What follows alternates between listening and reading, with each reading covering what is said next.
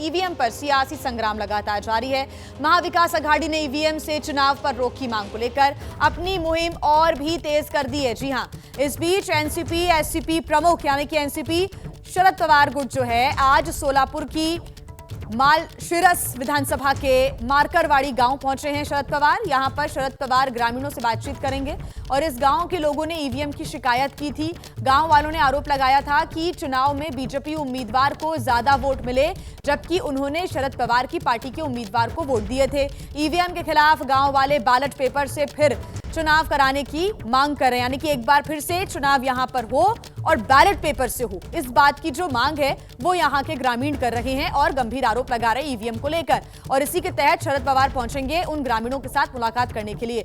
आपको बता दें कि इस विधानसभा सीट से एनसीपी शरद पवार के ही उम्मीदवार विधायक बने हैं। शरद पवार पहुंच चुके हैं और ग्रामीणों से मुलाकात वो करेंगे। ये वो ग्रामीण हैं जो कि लगातार ये मांग कर रहे हैं कि यहां पर एक बार फिर से चुनाव होने चाहिए और बैलेट पेपर से होने चाहिए, क्योंकि मारकरवाड़ी जो गांव है यहां पर ईवीएम को लेकर शिकायत ग्रामीणों ने की थी और कहा था कि जो शरद पवार गुट के नेता हैं उनको वोट दिया गया था, लेकिन उनका जो वोट है वो ईवीएम में नहीं रिकॉर्ड हुआ और ईवीएम की गलती यहां पर बताई जा रही है। ईवीएम को लेकर शिकायत भी की थी मारकरवाड़ी के लोगों ने, लेकिन अब जो शरद पवार हैं वो पहुंच चुके हैं उन ग्रामीणों से मुलाकात करने के लिए। हालांकि इसके पहले भी ग्रामीणों ने ये बात रखी थी कि बैलेट पेपर से चुनाव होने चाहिए थे, लेकिन कोई इजाजत नहीं मिली थी। और खबरों का सिलसिला आगे रहेगा जारी, आप बने रहिएगा हमारे साथ। लेकिन उसके पहले एक बड़ी खबर ये कि ईवीएम पर लोगों के मन में संदेह, कहना सुप्रिया सुले का, बैलेट पेपर से यहां पर चुनाव होने चाहिए। सुप्रिया सुले ने इन बातों का जिक्र किया। एनसीपी एससीपी नेता सुप्रिया सुले का ईवीएम पर बड़ा बयान। देखिए, महाराष्ट्र में जो चुनाव हुए उसके बाद से लगातार विपक्ष ईवीएम को लेकर कई सवाल खड़े कर रहा है और अब सुप्रिया सुले ने कहा है कि ईवीएम पर लोगों के मन में भी संदेह है, बैलेट पेपर से चुनाव होने चाहिए। A lot of murmur in society, a lot of anxiety and a lot of issues and questions raised about it. So I think if there is so much concern and unrest amongst people, then why wait for it? If people are showing suspicion about EVMs, I think it would be a nice way and gracious enough to move it to the ballot the way globally it has happened in most western part of the world.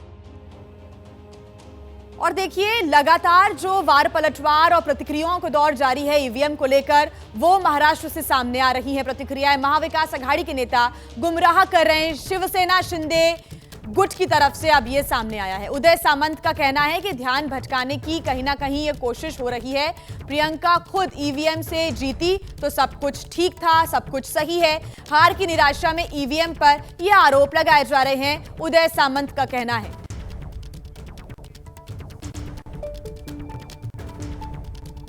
सही बात कही है कि माहौल बनाया जा रहा है, उसमें कुछ भी मेरे ख्याल से जो अभी मैंडेट मिला है उसको ढकने के लिए ये सब चालू है। जब ईवीएम प्रियंका गांधी मैडम की यहाँ अच्छी तरह से चलती है, वहाँ उनकी जीत होती है, तो उधर किसी का भी आक्षेप नहीं है। हरियाणा में भी किसी का भी आक्षेप नहीं है। नांदेड़ में जो चुनाव हुआ, बाई इलेक्शन हुआ, उसमें महाविकास आघाड़ी का एमपी चुन के आया, उधर आक्षेप नहीं है। लेकिन मेरे कॉन्स्टिट्यूंसी में आक्षेप है। मैं जहां से जीता हूं, हमारे महायुति के सब लोग जहां से जीता है, उनके ऊपर आक्षेप है कि ईवीएम में कुछ गड़बड़ है।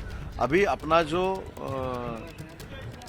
सक्सेस नहीं आया है वो ढकने के लिए ये महाविकास आघाड़ी का प्रयास शुरू है और ये मेरे ख्याल से माइंड डाइवर्ट करने के लिए ये सब कुछ चल रहा है।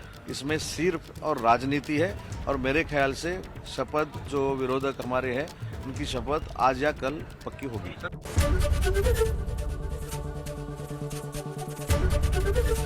एबीपी गंगा, खबर आपकी, जुबान आपकी।